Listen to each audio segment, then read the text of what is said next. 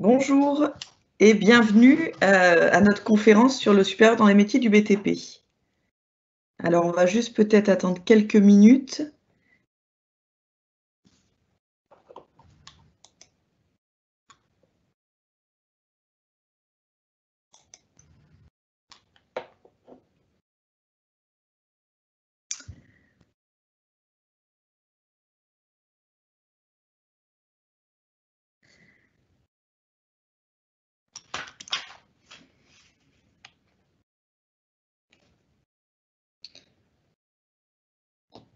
Juste pour attendre que les participants arrivent et puis on va démarrer.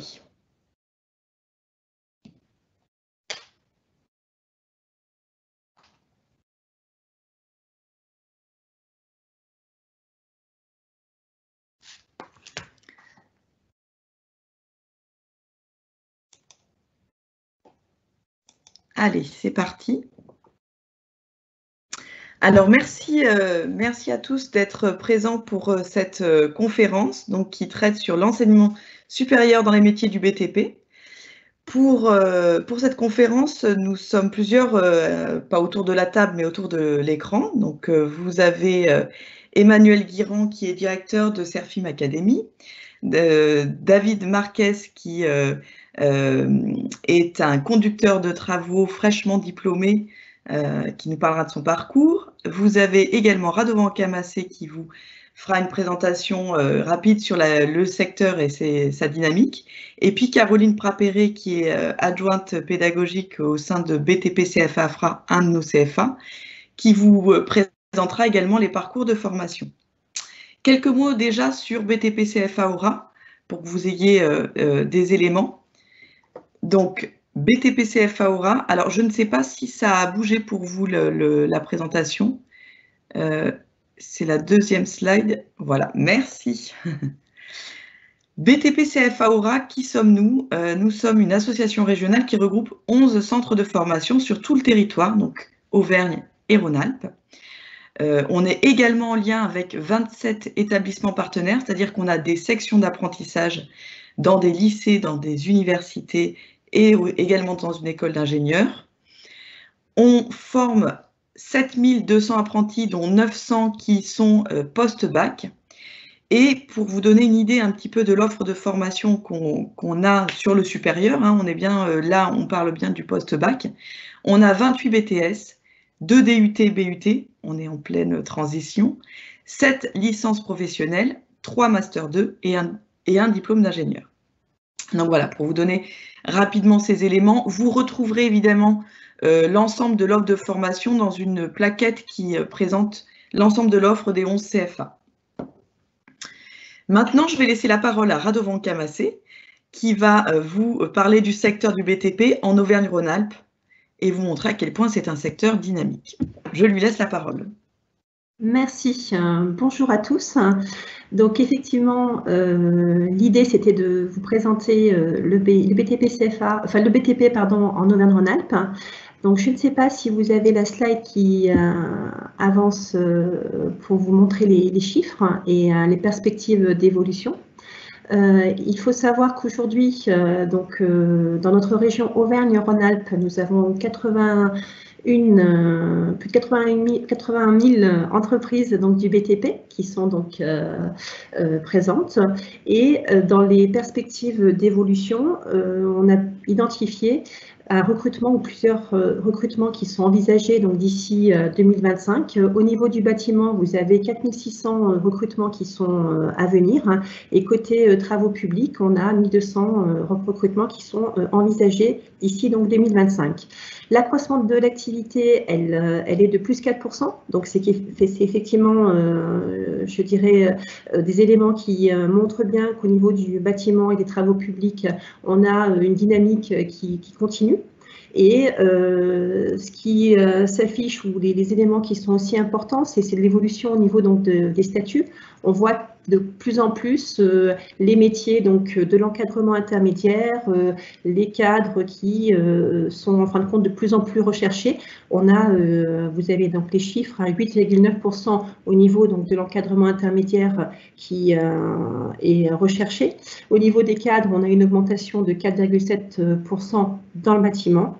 Et côté travaux publics, on a des chiffres qui sont, je dirais, plus importants, notamment donc, au niveau d'encadrement, on est à 31%, et côté donc, cadre, on est vers 21%. Donc tout ça, juste des chiffres pour vous montrer que le bâtiment et les travaux publics est un secteur qui est en pleine évolution, dynamique, et qu'il faut effectivement venir à notre rencontre et voir notre offre pour pouvoir vous projeter et voir l'emploi que vous pouvez trouver derrière.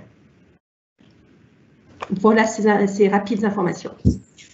Merci beaucoup, Radovanka. Juste avant de donner la parole à David, j'ai oublié de vous dire quelque chose en début de réunion. Vous avez la possibilité, vous avez un petit onglet, c'est-à-dire c'est une bulle avec un point d'interrogation qui vous permet de poser des questions. Nous ferons évidemment un point questions-réponses à la fin de la présentation. Donc, n'hésitez pas tout au long de la conférence de poser les questions qui vous viennent au fur et à mesure. Voilà, donc ça c'était le petit point que j'avais oublié de vous donner. Maintenant, on va donner la parole à David Marquez. Donc, comme je le disais, David est fraîchement diplômé d'un diplôme d'ingénieur. Il a un parcours qu'il a fait en alternance.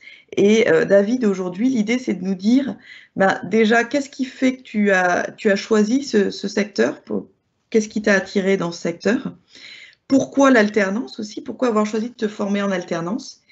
Voilà. Quel message tu as envie de passer à des candidats qui aujourd'hui peuvent s'interroger sur ces deux sujets? Je te laisse la parole, David. Alors bon, comme vous l'avez dit, je suis fraîchement diplômé du diplôme d'école d'ingénieur de la ville de Saint-Étienne en spécialité génie civil. Pour retracer un petit peu mon parcours, si vous voulez, moi, donc, comme beaucoup d'étudiants au lycée, j'avais fait le choix d'un bac général études économiques et sociales. Pas par défaut, mais parce que, bon, comment dire, à 16 ans, on ne sait jamais trop, tout de suite, du moins, ce qu'on veut faire. Donc, en réfléchissant et par les expériences professionnelles que j'avais pu réaliser pendant le lycée, j'ai décidé de m'orienter côté bâtiment, puisque c'était quelque chose qui me plaisait, que ce soit en termes d'ouvrier d'exécution, puisque bon, les stages d'été, c'est souvent ce qu'on fait. J'ai décidé de m'orienter sur cette voie. J'ai pris connaissance du BTS, études d'économie de la construction, de la Martinière Montplaisir en alternance via des forums, via des recherches internet ou les conseillers d'orientation des lycées. L'alternance, parce que bon, je voulais tout de même avoir un pied dans l'entreprise, pour plusieurs raisons. Le côté formateur, ça m'a permis d'entrer directement dans le monde du bâtiment et entre guillemets de m'y installer. L'autre côté, on est rémunéré, c'est hyper intéressant, du moins à 18 ans, on a déjà un petit salaire et c'est important, ça nous permet d'avoir, si on le souhaite, un petit appartement, d'être autonome, d'avoir nos sorties. Donc voilà, c'est un point à ne pas négliger. Et puis non, c'était vraiment très formateur, le BTS études d'économie de la construction, en sachant que ce soit les initiaux ou les alternants, on passe le même diplôme à la fin. On a moins d'heures de cours qu'eux, mais à côté de ça, on a une formation qui est vraiment complétée par l'expérience professionnelle. Donc mon expérience, moi, je l'avais réalisée chez une entreprise qui s'appelle Famille TP, où je faisais de la réponse à dossier d'appel d'offres. Donc c'était hyper formateur, puisqu'on a tout le côté entreprise du bâtiment, où on voit un peu les coûts, les plannings, la gestion des travaux.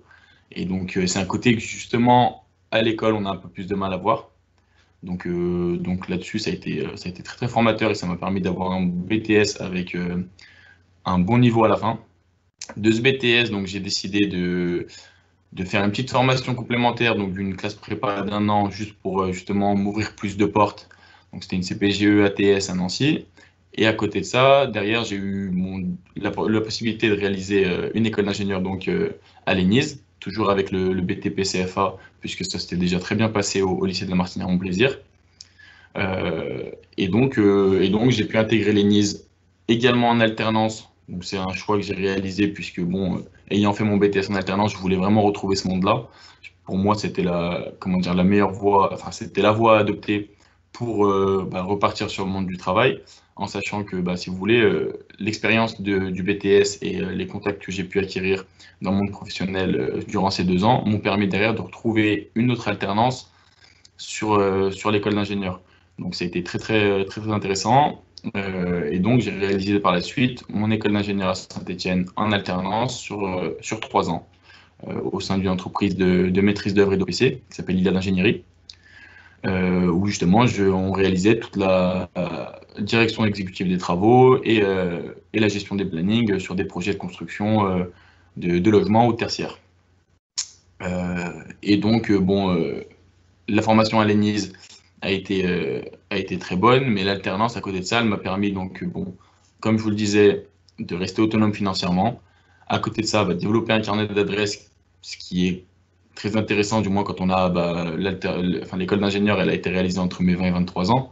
Donc c'est toujours intéressant d'entrer dans la vie active suite à l'école et déjà avoir un petit carnet d'adresses, des contacts. Et c'est ce qui m'a permis également, donc à la suite de mon école d'ingénieur, de sortir et d'avoir déjà plusieurs possibilités d'embauche, que ce soit dans l'entreprise où j'étais lors de mon apprentissage ou à l'extérieur, via des contacts ou également via tout simplement des recruteurs, puisque on a un CV qui néanmoins reste intéressant. Scolairement, on peut être vu, comment dire,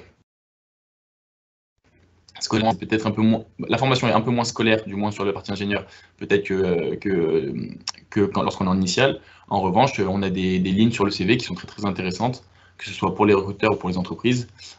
Aujourd'hui, donc, je suis conducteur de travaux dans une entreprise qui s'appelle Compagnie de Construction, entreprise générale, et en toute franchise, sans ces 2 expériences passées d'alternance complète, avec du moins des responsabilités, des projets en gestion, je n'aurais pas pu acquérir le poste que j'ai aujourd'hui, où je gère actuellement plusieurs projets de petites constructions immobilières en contractant général. Et sans ces expériences-là, je n'aurais vraiment pas pu acquérir les compétences nécessaires pour aujourd'hui être autonome sur ce poste. Le petit point que j'ai oublié d'évoquer, cette formation en alternance, elle m'a également permis, par le diplôme d'ingénieur également, donc de faire un stage à l'étranger. Sur mes 3 ans, j'ai donc pu également partir j'ai pu partir aux États-Unis, sur la ville de Washington, pour réaliser un stage dans une entreprise qui s'appelle Potomac Waterproofing, une entreprise d'étanchéité, où j'ai également pu voir tous les secteurs, toutes les parties de l'entreprise, que ce soit les travaux, le suivi de travaux ou les études de prix, ainsi qu'un peu de qualité. Ça a été hyper formateur, puisque déjà on a l'anglais où on s'améliore forcément automatiquement. On a également en fait, si vous voulez, on s'ouvre également sur de nouvelles méthodes de travail, des nouvelles façons de faire. Et je pense que c'est vraiment très très formateur, et ça nous permet lorsque l'on revient à l'entreprise, de revenir avec une nouvelle vision et également des points à améliorer, des points à revoir. Et en tout cas, ces 5 ans, puisque j'ai réalisé du coup mes 5 ans de formation en alternance, ont vraiment été très très bénéfiques pour moi. Comme je vous le dis, m'ont permis d'acquérir une très belle expérience, entre guillemets de belles lignes sur le CV, et également un bon nombre de contacts qui, dès qu'on rentre pleinement dans la vie active, sont très très utiles. Merci beaucoup David pour un témoignage très très riche. Juste, est-ce que tu peux nous décrire en quelques mots ce que c'est que le métier de conducteur de travaux? Parce que souvent, ça reste parfois flou pour les personnes. Alors, ce que c'est le métier de conducteur de travaux, c'est de l'investissement, beaucoup de gestion, que ce soit des entreprises partenaires avec lesquelles on travaille, savoir dialoguer, échanger.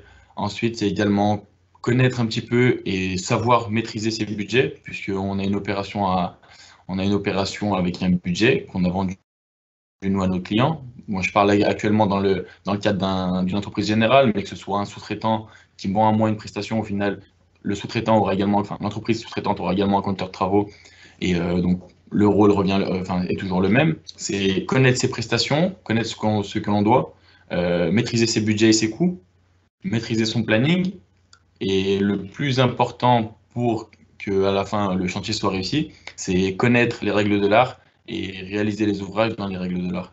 Et l'essence, enfin, le but du conducteur de travaux, c'est de mélanger tout ça pour que justement l'opération soit réussie et à la fin obtenir la satisfaction du client. Merci beaucoup, David. En tout cas, moi, ce que je retiens, hein, c'est déjà le fait d'avoir choisi un secteur qui te plaisait parce que tu avais fait des stages, tu avais découvert un secteur, hein, si j'ai bien compris. Et puis aussi le fait que après ton BTS, tu aies eu envie de poursuivre et voilà, que tu sois donné les moyens de poursuivre et de continuer. Donc, c'est vraiment un parcours très intéressant qui, à mon avis, peut donner envie à d'autres personnes aussi. Merci beaucoup. Est-ce que tu veux rajouter quelque chose? Non, je pense que l'essentiel a été dit et je pense que ce qu'il faut, c'est ne pas hésiter. Et après, en ce qui concerne la recherche d'entreprise, puisque souvent c'est un petit point bloquant, il faut être motivé et après aller chercher, ne pas hésiter à contacter les CFA, puisque souvent ils ont beaucoup de contacts, et après démarcher, et surtout ne pas hésiter, puisque souvent c'est un petit peu, entre guillemets, mal vu, à profiter également des connaissances que l'on a, puisque aujourd'hui tout est bon à prendre et il faut surtout pas hésiter. Tout à fait. Voilà. Merci beaucoup, David. On va poursuivre avec Emmanuel Guirand. Donc, si on peut juste bouger faire évoluer voilà, super. Emmanuel Guirand, qui est directeur de Serfim Academy. Alors, Emmanuel Guirand et Serfim, c'est vraiment un partenaire fidèle des BTP CFA, hein, puisqu'il y a beaucoup de jeunes en formation ou qui ont déjà été formés. Donc, voilà, les questions, c'est déjà de dire pourquoi est-ce qu'il y a ce choix de prendre des jeunes en formation, qu'est-ce qui fait qu'aujourd'hui vous avez fait ces choix-là, et puis si vous pouvez derrière nous donner aussi quelques éléments pour mettre un peu en perspective sur les opportunités, la variété des emplois qui peuvent exister dans le BTP et les perspectives d'évolution. Je vous laisse la parole, Emmanuel. Parfait, merci. Alors peut-être très rapidement quelques éléments de présentation avant de rentrer dans le vif du sujet. Donc effectivement, moi j'ai fait toute ma carrière dans le BTP au sein du groupe Serfim, notamment dans l'entreprise Serpollet qui est sur Lyon-Vénissieux, à des fonctions essentiellement RH. Et je dirige depuis 2 ans l'université d'entreprise de Serfim, qui a pour objectif effectivement principal de faire monter en compétence tous nos collaborateurs tout au long de leur carrière. Donc en fait, l'alternance, c'est de la formation initiale, et puis moi, je prends le relais en termes de formation continue derrière pour faire monter en compétences et former tout au long de leur vie de l'ensemble des salariés. Deuxième chose, Serfim, c'est un groupe lyonnais, hein, essentiellement sur les métiers des travaux publics et de l'environnement. On est un peu plus de 2200 salariés et autour d'une trentaine de filiales qui aujourd'hui se répartissent un peu sur tout le territoire national. Voilà un petit peu pour le cadre d'intervention. Ensuite, effectivement, pourquoi l'alternance, hein, c'était votre question, Pascal. J'ai envie de dire qu'on ne se pose presque plus la question, hein, chez Serfim, parce que moi, quand je suis arrivé en 95, c'était déjà une pratique bien ancrée dans nos structures, et c'est vraiment dans l'ADN de Serfim. Depuis toujours, ça représente notre deuxième vivier en termes de recrutement après l'intérim, donc c'est quelque chose qui est assez important. Aujourd'hui, l'alternance, c'est 120 contrats actifs au niveau du groupe, et puis c'est 5,2% des effectifs, hein, donc c'est pas négligeable, sachant qu'on a certaines structures, notamment les structures lyonnaises, qui montent quelquefois à 8-10% de leur effectif en alternance. Alors pourquoi David l'a un petit peu dit. Nous, alors moi je vais le dire côté employeur, hein, nous c'est l'assurance d'intégrer effectivement un professionnel qui soit opérationnel. Alors opérationnel, bien évidemment d'un point de vue technique, mais aussi opérationnel parce que il connaît la boutique, il connaît les pratiques, les processus, ce qui fait qu'effectivement notre entreprise de TP, elle est différente d'une autre entreprise de TP. Et ça, c'est des choses qu'on n'apprend pas par ailleurs. Donc, avoir ce mélange entre un profil effectivement qui est technique et puis quelqu'un qui connaît vraiment l'entreprise, en termes d'intégration, c'est un vrai plus. Et c'est ce que je voulais évoquer, c'est qu'effectivement, côté lycéen, côté étudiant, etc., c'est vraiment un bonus. Hein, tu as pu le dire, David, pour trouver un emploi. Moi, quand je lis effectivement des CV, je repère déjà dans l'œil, on va très vite pour lire les CV, mais quand on voit marqué alternance, d'un seul coup, effectivement, on fait un focus et puis on s'arrête sur le dossier, on essaie de regarder un petit peu l'expérience du jeune en la matière. Et forcément, avoir une année d'alternance, ça attire un peu plus l'œil que d'avoir un stage de 4 semaines, forcément. Voilà. J'avais quelques éléments aussi sur les parcours types, hein, qu'on peut proposer aux jeunes, parce que quand les jeunes, effectivement, post-bac, viennent nous solliciter auprès des entreprises, alors nous on recrute on va dire du CAP évidemment à l'ingénieur. On a quand même quelques parcours types qui sont intéressants. Donc, très souvent, on a les bacs pro, alors bac pro TP, et des jeunes en voie scolaire qui intègrent les différents BTS.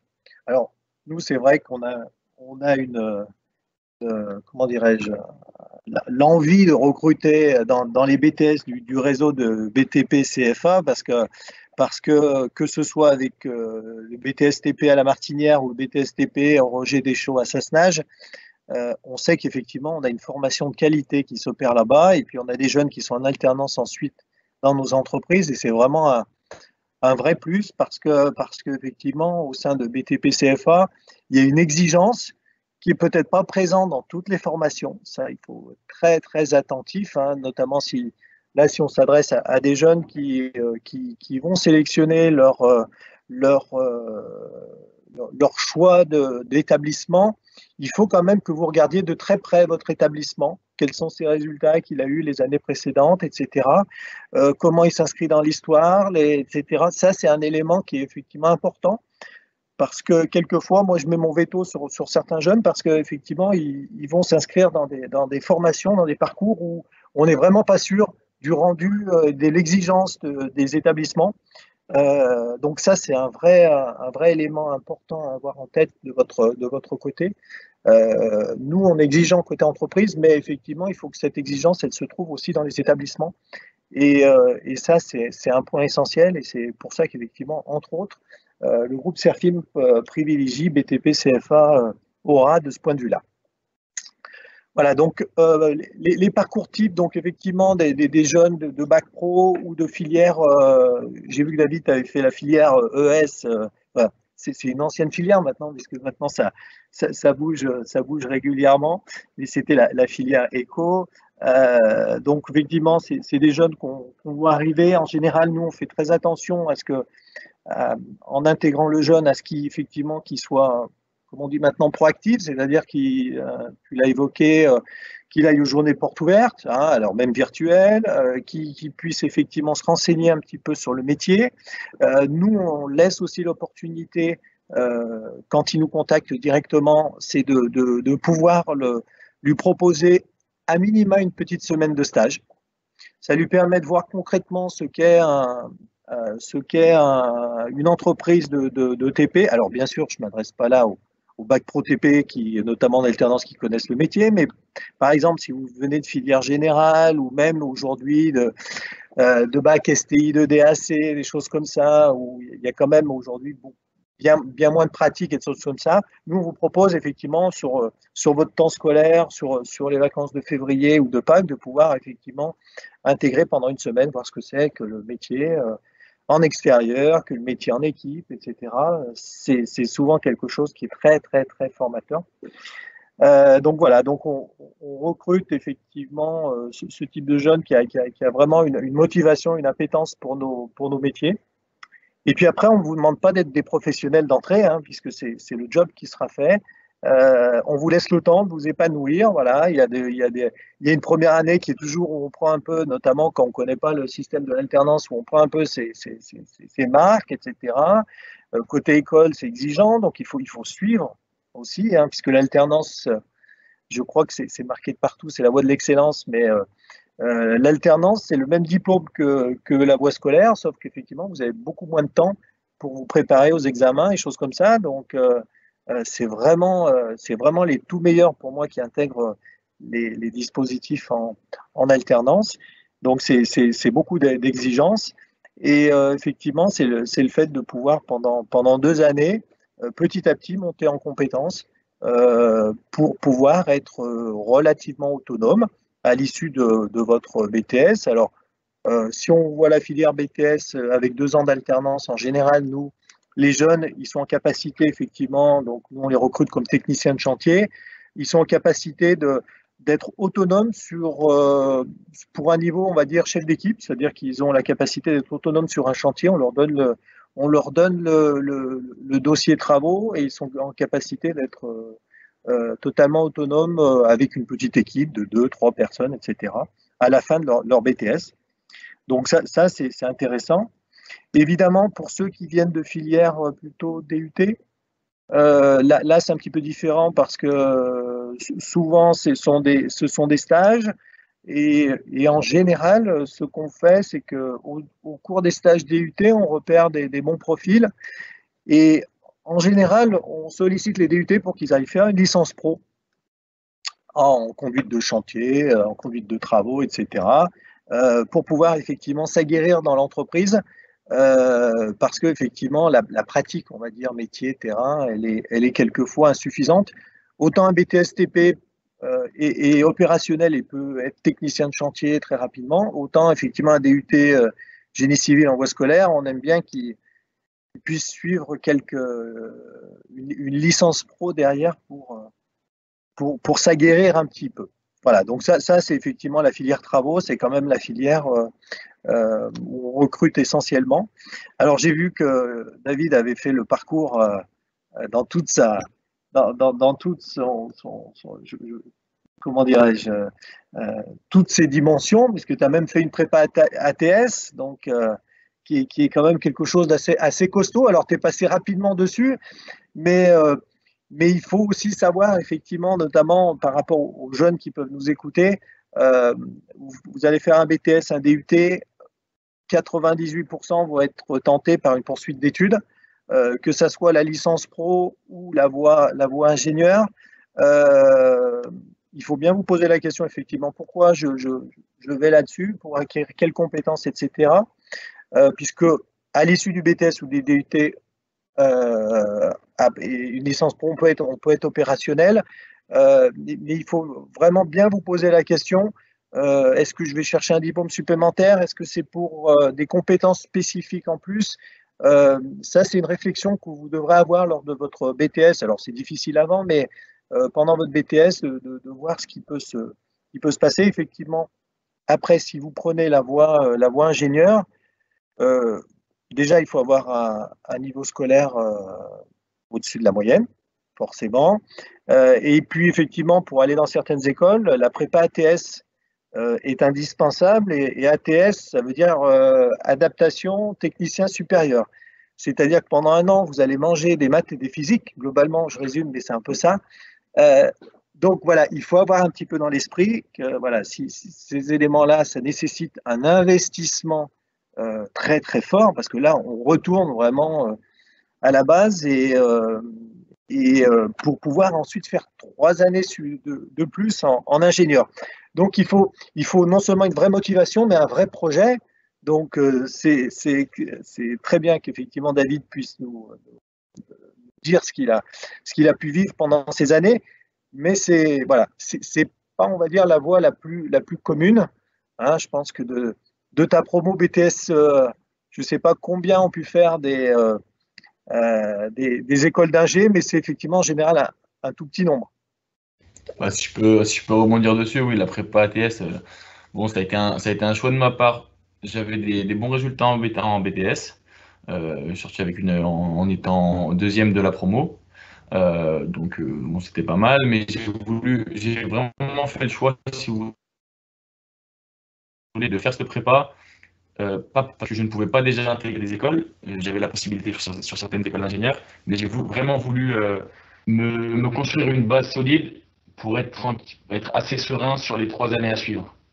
Donc premièrement, voilà, j'ai fait ce choix-là, et après, pour revenir sur votre question, de BTS, on est 2, puisque j'ai un autre collègue qui a fait la même prépa ATS que moi, avec qui j'étais en BTS, et qui lui est parti sur une autre école, mais pas du réseau BTP CFA.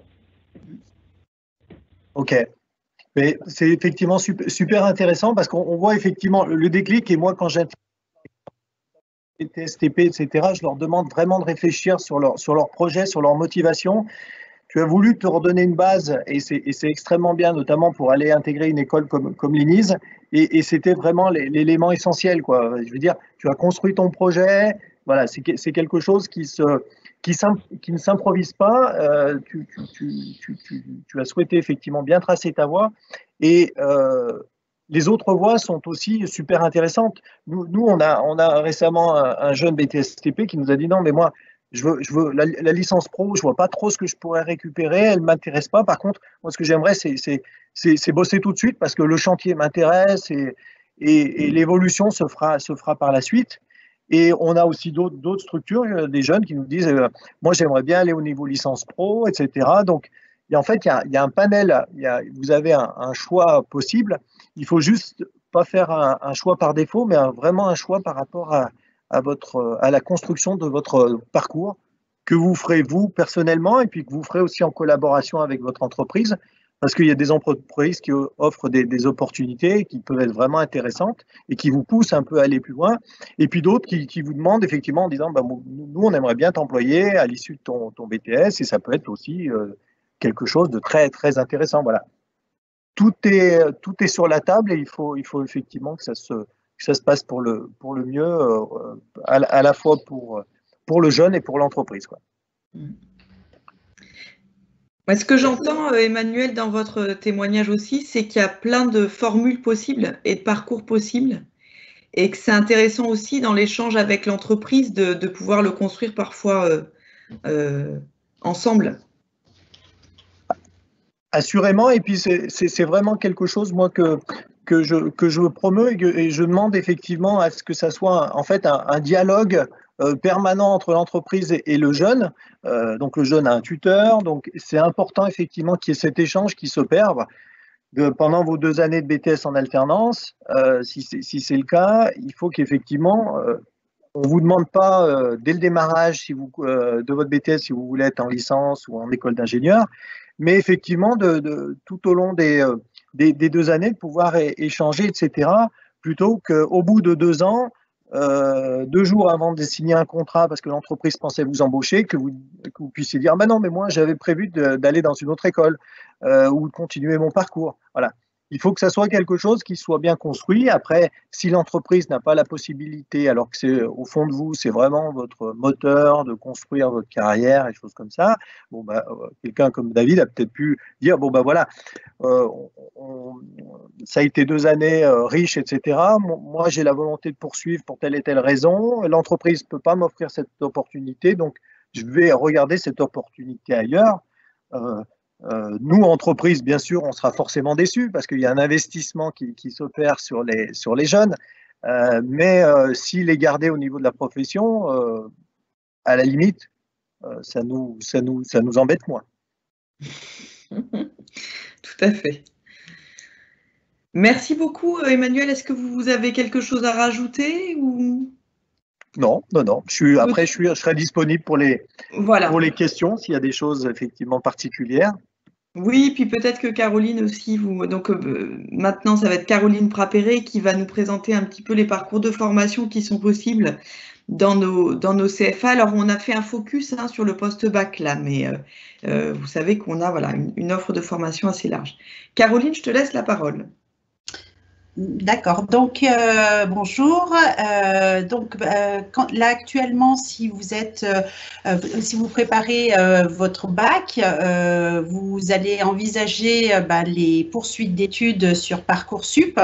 Donc effectivement, au sein de BTP CFA Auvergne-Rhône-Alpes, nous avons des BTS, donc dans différents BTP CFA départementaux, et également à l'AFRA BTP où nous travaillons, comme disait David, en partenariat avec différents lycées sur toute la partie Rhône-Alpes. Donc, par exemple, là, il a fait son BTS études et économie de la construction au lycée La Martinière-Montplaisir.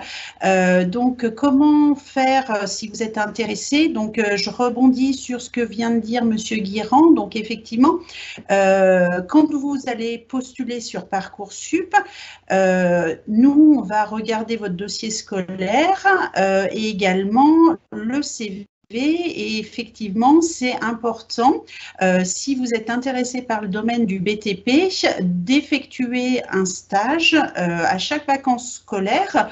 Vous pouvez faire une semaine de stage au sein d'une entreprise. Alors, pourquoi? Pour voir aussi, pour découvrir le métier et voir si ça vous intéresse. Comme ça, quand vous postulez, vous êtes sûr, vous avez validé, entre guillemets, votre projet professionnel et vous êtes sûr de vouloir continuer. Et ensuite, donc, vous allez postuler sur Parcoursup et donc, en fonction des établissements, vous aurez un entretien de positionnement, ce qui permet de bien échanger également avec le CFA et les entreprises sur votre projet professionnel. L'idée étant de vous engager effectivement dans la voie de l'apprentissage et dans le domaine du BTP avec, en étant sûr que c'est bien la bonne voie pour vous. Donc, c'est pour ça, n'hésitez pas à nous contacter. Et également, donc, vous avez des informations sur Parcoursup. Voilà, donc pour les BTS, il y a une offre, donc vous pouvez également aller sur notre site internet. Également, au sein donc, du réseau, donc là, c'est plus spécifique BTP, CFA, AFRA. Nous avons des partenariats donc, avec des universités, comme on l'a dit, avec 4 universités qui permettent donc de valider un DUT, donc là pour l'année prochaine, pour ceux qui seront en 2e année, mais pour ceux qui postulent sur Parcoursup, vous allez postuler sur le BUT, donc Bachelor universitaire de technologie, qui est la nouvelle formule du diplôme universitaire de technologie, donc en 3 ans. Et en fait, comment ça se passe? L'AFRA a une particularité, c'est que nous avons des formations qui démarrent la première année en voie scolaire. Donc, c'est bien Parcoursup sur la partie scolaire qu'il faut postuler, sachant que les années qui suivent peuvent se faire en apprentissage, en alternance. Voilà.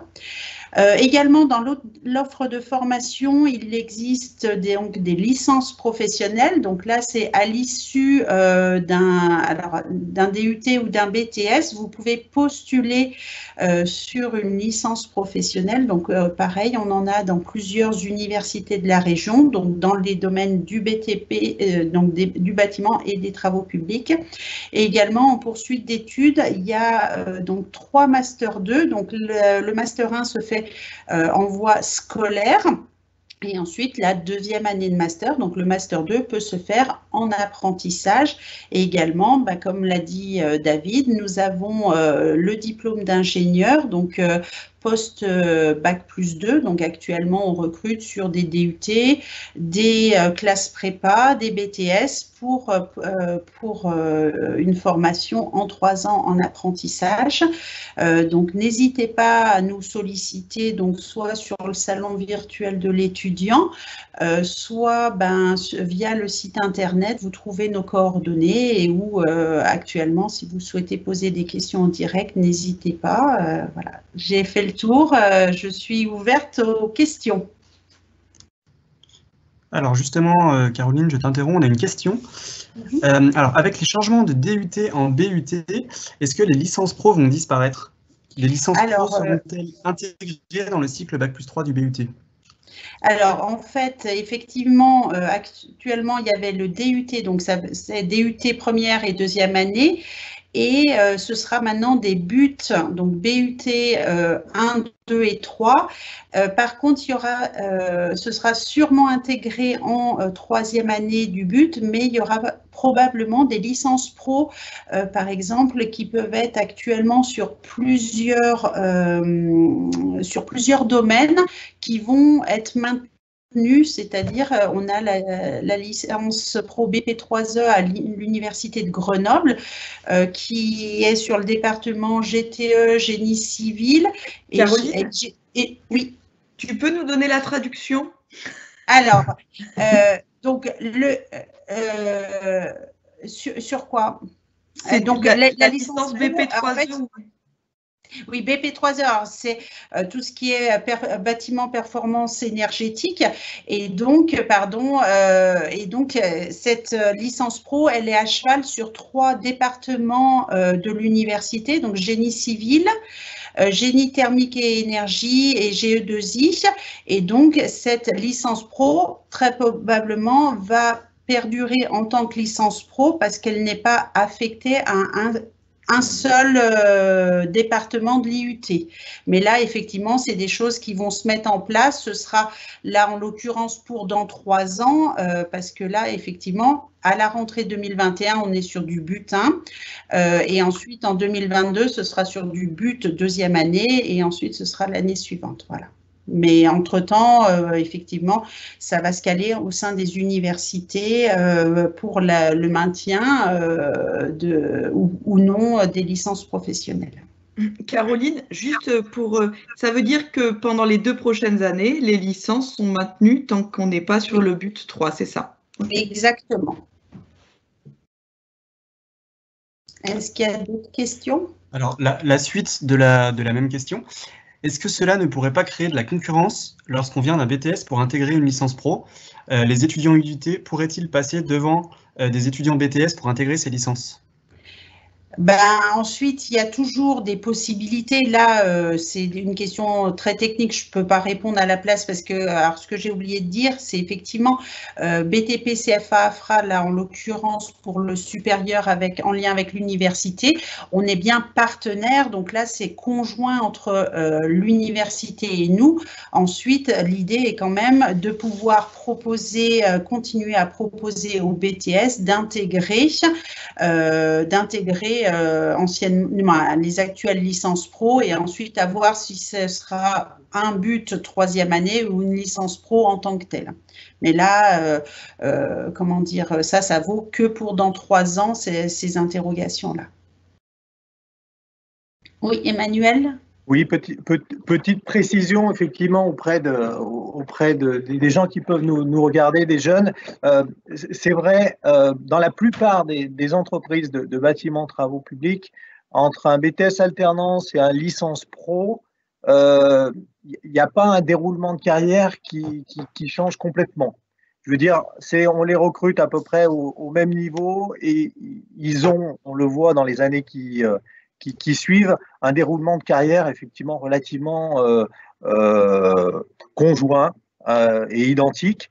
Il y a forcément un delta par rapport à un ingénieur qui va arriver un peu plus haut et qui pourra avoir un développement plus important, mais il n'y a pas énormément de différence entre guillemets un ancien Bac+2 et un Bac+3. Voilà. Je pense que ça, c'est important aussi d'avoir à l'esprit. Il faut regarder, voilà, vous ne serez pas complètement arrêté parce que vous n'avez qu'un Bac+2 par rapport à un Bac+3. Nous, on a des directeurs généraux qui sont Bac Pro, hein, et d'autres, effectivement. Donc, il y a tout un tas de parcours qui peuvent se faire. Et après, c'est quand même ce que vous allez montrer dans les entreprises et les opportunités qu'on va pouvoir vous donner qui vont faire votre carrière derrière. Ça, c'est important de l'avoir aussi en tête. Je sais que le diplôme est très présent en France, mais le diplôme est important, mais ne fait pas tout.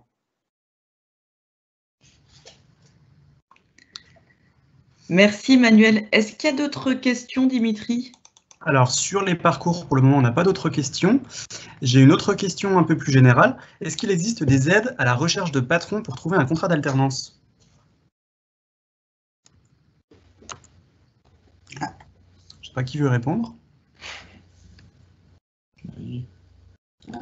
Des aides, des aides, c'est-à-dire que les CFA peuvent accompagner. Des aides à la recherche. Oui, donc évidemment qu'il y a des conseillers dans les CFA qui sont présents aussi pour accompagner dans la recherche d'entreprise. Et il y a aussi des partenariats avec des entreprises qui permettent aussi de mettre en lien. Hein, Caroline, si tu veux en dire quelques mots? Oui, effectivement, donc nous, dans les CFA, quand on a reçu le jeune, qu'on a validé son cursus, donc comme quoi il va rentrer en formation, on va donc, une fois qu'il est admissible, on va dire, il faut trouver une entreprise, donc on va l'accompagner, ça c'est vraiment la mission du CFA, d'accompagner le jeune. On va regarder en fonction de plusieurs critères, hein, ça va être la localisation, où c'est qu'il habite, où est l'école. Est-ce qu'il est véhiculé ou non, hein, parce que ça c'est un point quand même important, chose à laquelle je vais rajouter qu'effectivement il y a en apprentissage une aide de l'État pour passer le permis de 500 €, donc là effectivement, et dans le BTP aussi, ProBTP peut accorder une aide complémentaire jusqu'à 700 €, donc ce sont des points positifs parce qu'effectivement dans le secteur faut être mobile. Donc là, nous, on va, en fonction du jeune, essayer de, et puis, comment dire, en fonction de son projet professionnel, de trouver l'entreprise qui correspond au mieux au projet du jeune.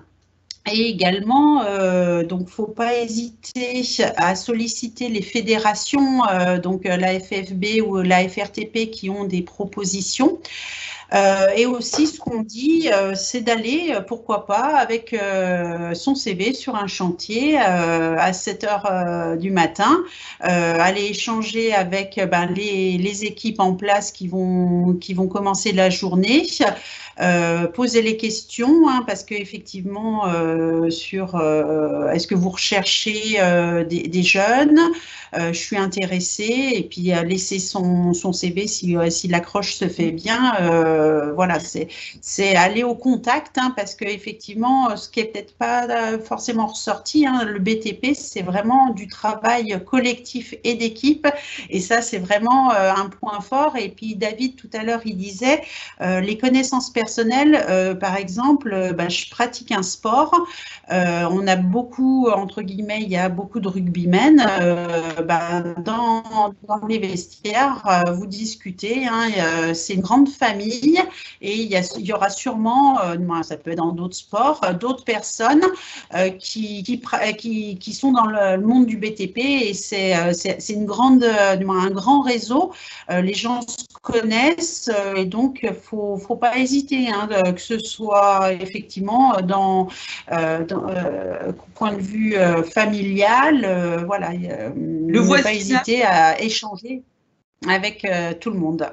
Oui, le voisinage également, hein, faut pas hésiter. C'est vrai qu'on sait souvent, c'est-à-dire que vraiment, hein, pour appuyer ce que tu dis, Caroline, nous on va pouvoir vous accompagner. On a des conseillers qui vont vous accompagner, mais c'est vous qui allez convaincre un employeur de vous recruter. C'est vraiment vous qui allez pouvoir le convaincre, et il faut vraiment pas hésiter à communiquer autour de vous, à dire quel est votre projet.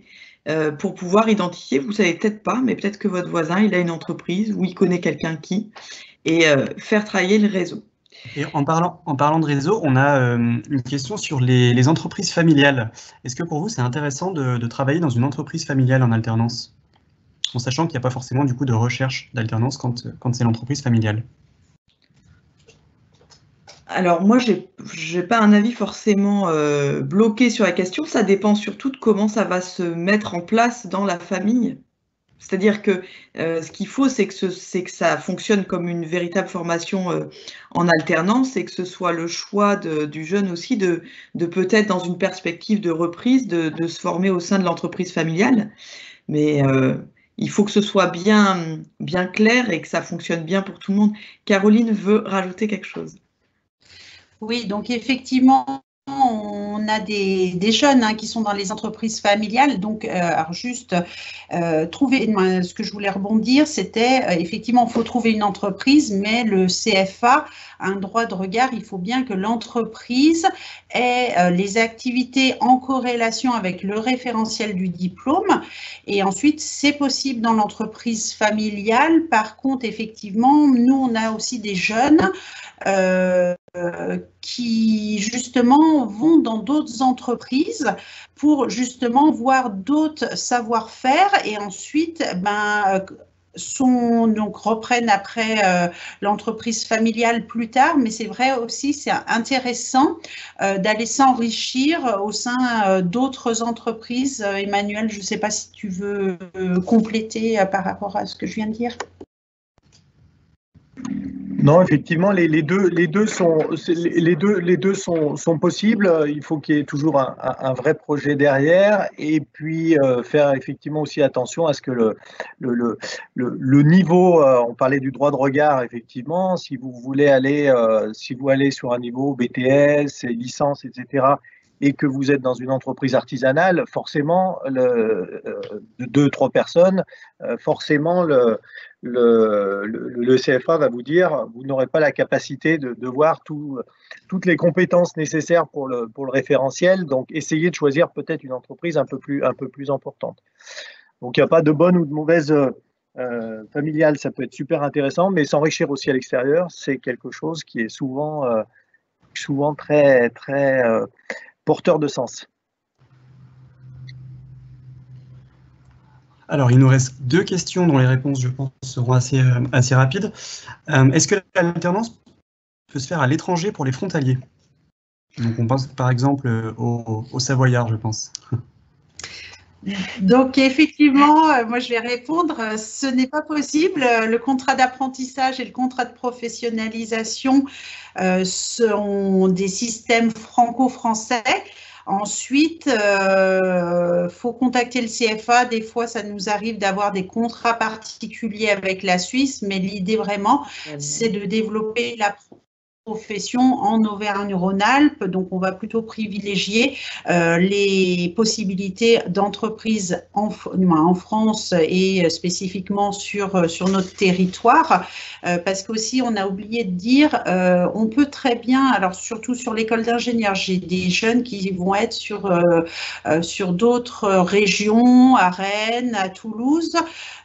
Donc, ils sont éloignés. Donc, c'est un point de vigilance. Quand vous candidatez, l'idée, c'est d'avoir l'entreprise soit vers les parents, soit vers l'école, pour avoir qu'un seul logement. Parce que effectivement, même si vous êtes rémunéré, ça suffit pas forcément à financer 2 logements, et il faut pas non plus oublier que c'est une alternance. Donc, qui dit alternance, on bascule d'un lieu à un autre. Donc, ce sont 2 lieux de formation, le lieu de formation école CFA et le lieu de formation entreprise. Et effectivement, c'est des choses à anticiper et ne pas prendre à la légère. C'est pour ça que moi souvent je conseille aux jeunes de ne pas forcément dire oui à la première entreprise qui souhaite les prendre, mais bien de dire voilà, mon projet professionnel c'est quoi. Effectivement, on a des fois ils ont peur de louper l'apprentissage parce qu'ils n'ont pas, donc dès qu'ils trouvent une entreprise ils vont dire ah bah c'est bon, j'ai mon entreprise, mais il faut garder bien en tête aussi le projet professionnel, ce que je veux faire, et trouver une entreprise qui correspond pas à ce qu'on souhaite faire, on sait que d'avance qu'on n'a pas tous les feux au vert pour que tout se passe bien au cours de la formation. Et puis l'idée, nous, c'est vraiment de former des futurs professionnels, donc que le projet professionnel soit mûrement réfléchi, et comme on disait tout à l'heure, justement en faisant des stages pour confirmer en amont de la formation et ne pas perdre 1 an pour repostuler après sur une autre formation. Merci Caroline. Dimitri, tu parlais d'une dernière question? Oui, éventuellement. Alors, j'en ai une autre qui est arrivée entre-temps. Quel est le meilleur parcours à prendre pour devenir conducteur de travaux? Est-ce qu'il y a un meilleur parcours? Voilà. Alors, si je peux me permettre de répondre, je pense qu'il n'y a pas spécialement un meilleur parcours. Et il y a divers parcours. Pour commencer, que ce soit travaux publics, bâtiments, on n'a pas les mêmes formations. Donc, il y a le BTS travaux publics qui existe, le BTS bâtiment existe également. Pour ma part, j'ai réalisé un BTS études d'économie de la construction, donc qui, au premier regard, n'est pas spécialement destiné à tout de suite devenir conducteur de travaux ou chef de chantier, ou voilà. Je pense qu'il n'y a pas de deux meilleurs parcours. Chacun doit bâtir son parcours avec ses expériences, ses stages. Bon, si on est en initial, ses stages. Dans notre cas d'apprentissage, Ça va dépendre énormément de l'entreprise dans laquelle on est.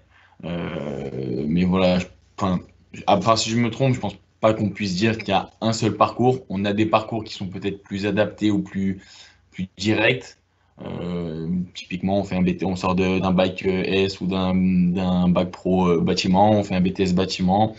Si on arrive à enchaîner sur une licence pro bâtiment, ou je sais qu'il y a une licence qui existe, conducteur de travaux en maison individuelle, tout va dépendre du secteur d'activité sur lequel on veut être, sur le type de projet, le type d'entreprise également, puisque les gros groupes, que ce soit Vinci, Bouygues, etc., vont venir recruter tout de suite sur des diplômes assez élevés. Donc voilà, je pense qu'on ne peut pas donner un parcours type, c'est vraiment bâtir son parcours et trouver les entreprises avec lesquelles on pourra évoluer pour justement être amené à ce poste-là. Est-ce qu'Emmanuel, vous voulez rajouter quelque chose à ce sujet? Oui, en complément de ce que dit David, tout à fait d'accord avec ses propos, mais il faut aussi bien prendre conscience qu'effectivement un jeune qui arrive et qui termine un BTS et un licence pro dans nos entreprises ne sera pas conducteur de travaux. Pour nous, effectivement, un conducteur de travaux aguerri, c'est quelqu'un qui a quand même un petit peu d'expérience au niveau du chantier. Donc, nous, ils arrivent, ils sont techniciens de chantier, et en fonction des opportunités d'entreprise et de ce que le jeune va nous montrer, il y a quand même entre 3 et 5 ans avant de basculer sur une fonction de conducteur de travaux. Tu le disais tout à l'heure, David, conducteur de travaux, c'est quand même quelqu'un qui a une notion de chef d'orchestre, c'est quand même quelqu'un qui maîtrise, c'est un technicien, c'est un manager, c'est un gestionnaire financier économique, c'est aussi un commerçant. Quand vous faites un BTS à 20 ans, 21 ans, vous n'avez pas toutes ces compétences, vous n'avez pas l'expérience derrière pour occuper le rôle dans son ensemble. Donc, c'est effectivement une perspective, c'est une opportunité, effectivement, que ce soit BTS, licence pro ou ingénieur, c'est effectivement une voie vers laquelle on peut tendre, mais qui n'est pas tout de suite à l'issue du diplôme. Voilà. Il y a quand même une expérience que vous devrez vous forger en entreprise qui est importante. Et ça, je veux vraiment le souligner pour éviter effectivement un miroir aux alouettes en disant, ben voilà, je fais mon BTS TP et puis voilà, après je suis conducteur de travaux, parce que ce n'est pas le cas. Et en tout cas, dans une entreprise, on va dire normalement constituée, entre guillemets, vous ne serez pas conducteur de travaux tout de suite. Il faudra vous acquérir un petit peu d'expérience et avoir un petit peu de vie avec des clients différents, avec des techniciens différents, savoir manager des hommes et des femmes. Ce n'est pas toujours donné à tout le monde, et à 20 ans, on n'a pas toujours forcément toutes les compétences nécessaires. Donc voilà, ça s'acquiert au fil de l'eau, et ça prend quand même un tout petit peu de temps, et c'est souvent avec ça, notamment avec les jeunes, où on est un petit peu en difficulté, parce que voilà, ils pensent pouvoir le faire beaucoup plus rapidement, et quelquefois ça met un peu plus de temps à arriver, mais quand il y a des bons profils, ça arrive toujours au final. On ne se fait pas de soucis là-dessus. Merci pour vos retours. Juste Dimitri, il y avait une première question qu'on n'avait pas traitée là pour un jeune qui était sur de la charpente. Peut-être juste lui apporter la réponse, on lui fera un écrit, mais oui, bien sûr qu'après un CAP charpente, on peut poursuivre en BP. C'est même la poursuite classique, donc pas de souci là-dessus. Est-ce qu'il y a d'autres questions, Dimitri ?